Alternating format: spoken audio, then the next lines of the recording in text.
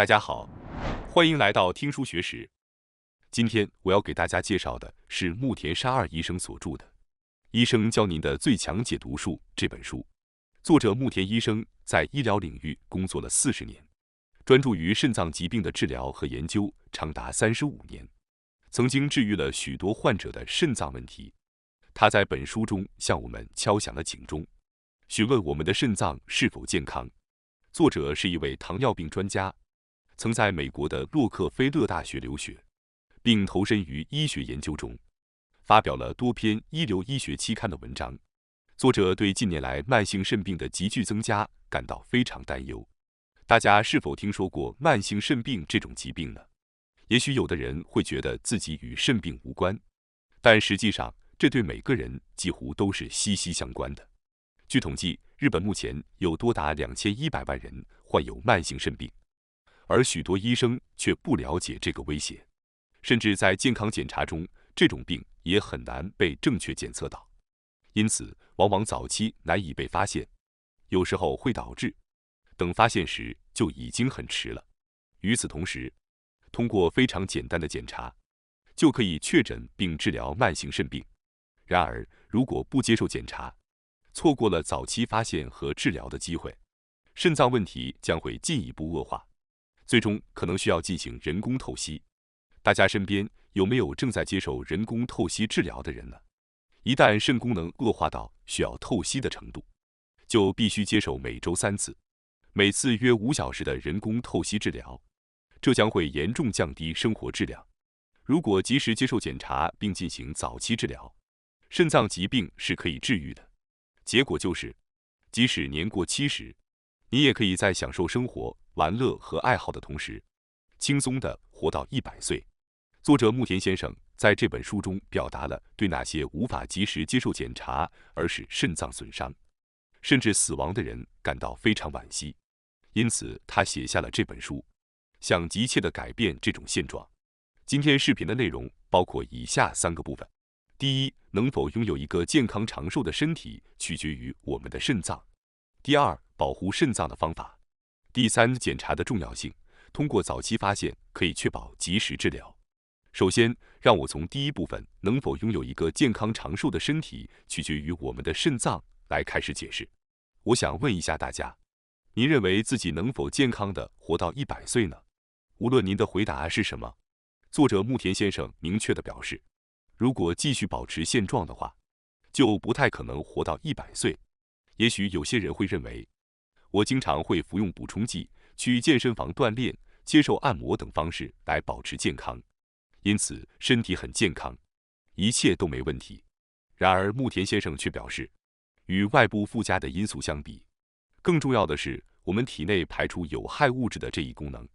我们必须仔细检查这个功能的运作状况。而负责执行这一非常重要功能的器官，就是我们今天要讨论的主题——肾脏。肾脏通过过滤体内的有害物质，用尿液将其排出体外，这才保证了我们每个人的生命安全。然而，令人担忧的是，目前中年人群中肾脏功能出现问题的人数在激增。据称，日本目前有多达2100万人患有慢性肾病。而这种病情通常在人不自知的情况下逐渐恶化。听到这个数字，您是否还会认为自己不会出现问题呢？是否会觉得这与自己无关呢？肾脏有一个非常重要的膜，就像空调的滤芯一样，负责过滤废物和毒素。如果空调的过滤器长时间未更换，就可能会堵塞或破损，导致空气循环中出现恶臭和污浊。同样的情况也可能发生在人体内，毒素和废物可能会在体内积聚。如果您希望健康地活到100岁，并过上充实的晚年生活，就必须尽量保持肾脏的解毒功能。大家对饮食的重要性可能已经有所了解，因为我们的身体构成取决于我们摄入的食物。如果我们未能从饮食中正确获取营养，那么我们的身体自然就不会正常运转。注重健康的人们已经认识到，为了维持身体的正常运作，必须关注摄入何种食物。然而，木田先生指出，在追求100岁健康长寿的过程中，仅仅关注饮食是不够的，同样重要的是，我们必须考虑如何排除废物和毒素。本书利用各种数据详细阐述了慢性肾功能不全的可怕之处。举例来说，一旦患上慢性肾病，死亡率就会增加到原来的4倍。尽管我们经常担心癌症和心脏疾病这些造成死亡的主要原因，但潜藏在背后的是慢性肾病对健康产生的巨大影响。慢性肾病可能成为导致癌症和心脏疾病的因素之一。实际上，慢性肾病是许多疾病的根源。慢性肾病是一个随着年龄增长而增加的风险因素，尤其是从50岁开始，发病率急剧增加。如果将慢性肾病视为万病之源，那么在面向100岁健康管理时，最值得关注的就是肾脏。那么，为什么慢性肾病会引发各种疾病呢？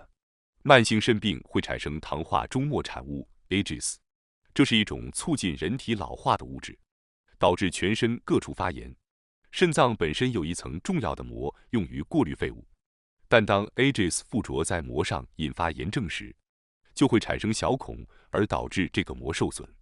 这些孔会导致从肾脏本来不应该排出的蛋白质等物质泄漏到尿液中，从而引发慢性肾病，并导致各种疾病的发生。一些人可能已经了解，如果肾脏功能受损，可能需要进行人工透析。对于那些肾功能完全丧失的患者来说，人工透析是必不可少的治疗方式。当肾脏的过滤功能停止时，体内产生的有害物质和废物无法排出体外，毒素会在体内循环。每次透析治疗需要约5小时，1周大约需要进行3次，因此患者的生活质量必然会大幅度下降。然而，问题并不仅限于此。开始透析治疗后，血管会受伤，动脉硬化会急剧加剧。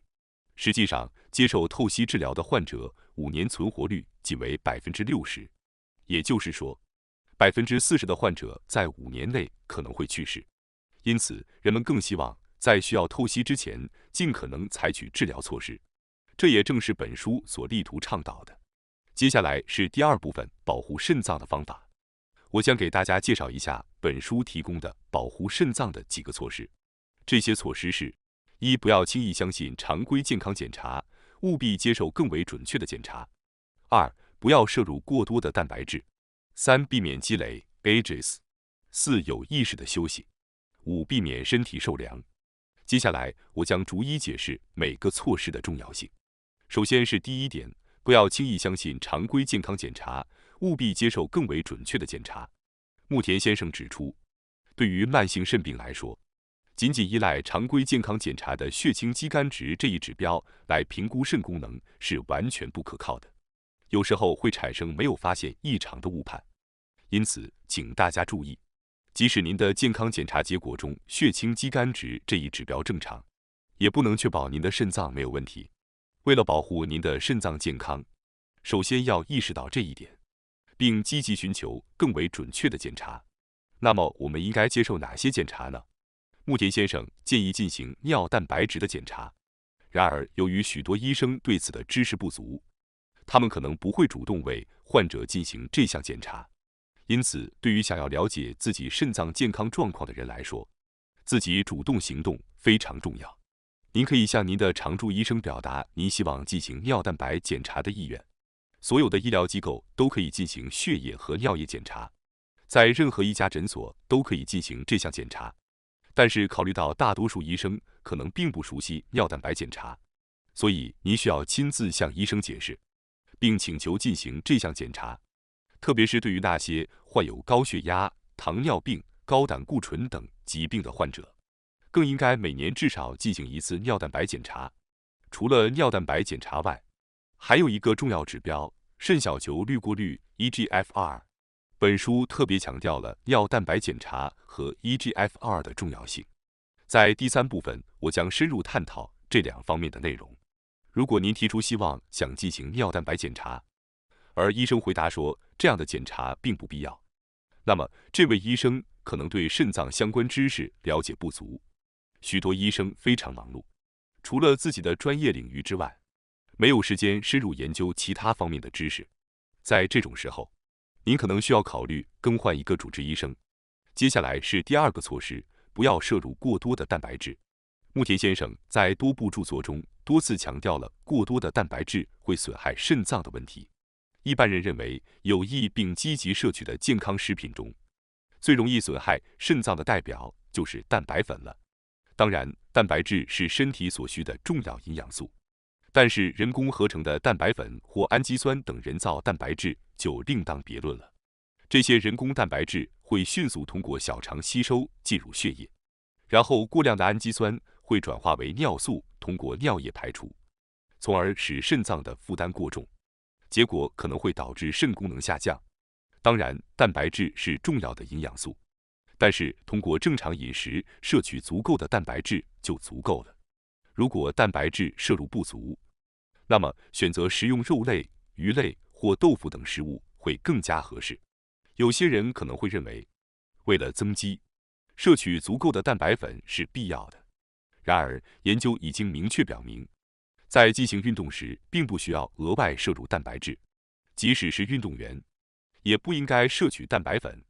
对于运动员和健美运动员来说，蛋白粉的摄入是否有效，一直是一个长期存在的争议。然而，现如今这个争论已经有了结论。1994年，英国邓迪大学的研究人员进行了一项长达17页的研究报告，在那里，他们明确否定了这一点。该团队对26名男女健美运动员进行了实验，要求他们每天摄入每公斤体重 1.93 克的高蛋白食物，这相当于体重60公斤的人每天摄入 115.8 克的摄入量。然而，这并没有对肌肉产生任何好的效果。另外，在耶鲁大学进行的实验中，让运动员在5个月的时间里被限制每天摄入55克蛋白质，结果肌肉力量反而增加了 35%。从这些结果可以看出，在进行运动时额外摄入蛋白质是完全没有必要的。然而，希望销售蛋白粉等产品的制造商很少提供这样的数据。但从生物化学的角度来看，认为摄入蛋白粉有益的理论显然是错误的。请大家一定要记住，尽管蛋白粉对某些方面有好处，但对于肾脏来说，蛋白粉是非常有害的。接下来是第三个措施，避免积累 AGEs。虽然我们之前已经提到了相关内容，但 AGEs 不仅对肾脏有害，对我们的整个身体也是如此。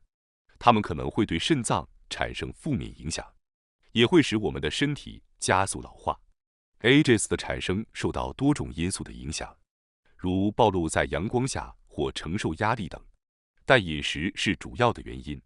虽然食物本身中也含有 AGEs， 但在高温加热下，其生成速度会加快。鱼类、肉类、米饭等所有食物都含有 AGEs， 但在没有加热的状态下含量较低。然而，通过蒸、煮、炖、烤、炒、炸等高温加热处理后 ，AGEs 的含量就会增加。因此，如果加热的话，请尽量选择蒸、煮等低温烹饪方法，以减少 AGEs 的生成。特别是油炸食物中的 AGEs 含量更高，所以最好避免食用油炸食品。如果可能的话，尽可能选择生食。接下来是第四个措施，有意识的休息。台湾曾经进行了一项很有趣的大规模研究，探讨了慢性肾病与睡眠之间的关系。研究对象包括194039名年龄在20岁以上且没有慢性肾病的人群。研究结果表明，每晚睡眠6至8小时的人患慢性肾病的发病率最低。这项研究强调了睡眠的重要性。人体的肾脏是一个即使在疲劳，只要不是特别严重的情况下，它也不会抱怨，被称为沉默的器官。所以我们需要提前给予它休息，而睡眠是其中最重要的因素。年轻一代在工作中往往容易过度劳累，为了在工作中取得成就，他们往往倾向于牺牲睡眠时间来工作。但是请注意，这是最糟糕的选择之一。如果身体无法通过睡眠来恢复疲劳，就会陷入慢性炎症之中。慢性炎症是导致肾脏疾病等各种疾病的原因之一。此外，如果睡眠不足，就无法缓解压力，压力会升高血压，影响血液循环，给肾脏带来负担。所以，请大家将休息视为工作的一部分，有意识地安排休息时间。牺牲睡眠时间来努力工作，不仅不值得称赞，反而会增加患各种疾病的风险，并降低工作表现。请大家务必要认识到这一点。接下来是第5个措施，避免身体受凉。考虑到肾脏的情况，保持身体温暖是至关重要的。在冬天要避免穿得太少，努力保持身体温暖。如果在寒冷的天气中长时间外出观看体育比赛等活动，身体会从内部变冷，因此请确保穿足够暖和的衣服。即使在夏天，现代社会中也存在许多会使身体受凉的因素。最典型的例子就是空调。尽管中暑是一个严重的问题，但一定要确保空调设置的温度不要过低，偶尔开窗通风，以避免室内空气过于寒冷。此外，在饮用饮料时，也应避免选择冰镇饮料，而是选择常温饮料。接下来是第3部分，检查的重要性。通过早期发现，可以确保及时治疗。在前面的内容中，我们已经解释了保护肾脏的措施，最后要强调的是检查的重要性。牧田先生指出，对于慢性肾病来说，最关键的是早期发现并阻止其进展。在患上慢性肾病之前，了解自己的肾脏状况是至关重要的。因此，最佳的做法之一是通过检查尿液中的蛋白水平来了解自己的肾脏状况。尿蛋白检查是一项早期发现慢性肾病并防止进展至透析的重要检查。然而，令人遗憾的是，目前尿蛋白检查并不常见，因此请务必主动要求进行尿蛋白检查。如果担心肾脏有问题，接受尿蛋白检查是最佳的选择。另一个可以大致评估肾功能的指标是肾小球滤过率 （eGFR）。牧田先生指出，通过监测肾小球滤过率 （eGFR） 和尿蛋白水平，可以更准确地评估肾脏的健康状况。或许大家会觉得有点麻烦，但我相信很多人都会有这种感受。然而，如果忽视了眼前的麻烦，将来可能会面临更加严重的问题。当肾功能逐渐恶化，最终需要进行人工透析时，情况将变得十分严峻。一旦开始透析，就需要每周接受3次，每次约5小时的治疗，直至生命结束。为了避免陷入这种困境，应该及时进行检查。一旦被确诊需要治疗，就应该尽早开始治疗。通过治疗，患者的肾功能有可能从透析前的状态恢复到正常水平。大家对今天的内容有何感想呢？尽管有的内容可能有些深奥，但我认为这些内容是非常重要的。在观看本视频之前，很多人可能并未意识到自己的肾脏问题。然而，通过这个视频，我相信大家已经认识到，为了健康长寿，维护我们肾脏的功能至关重要。如果这个视频能够引起大家对肾脏健康的关注，帮助大家健康长寿，我将感到非常高兴。感谢大家收看今天的节目。如果你喜欢我们分享的内容，记得点赞、订阅并开启小铃铛通知，第一时间获取我们的更新。在下次的节目中，我们将继续为大家分享更多有益的书籍。再次感谢大家的支持，我们下期再见。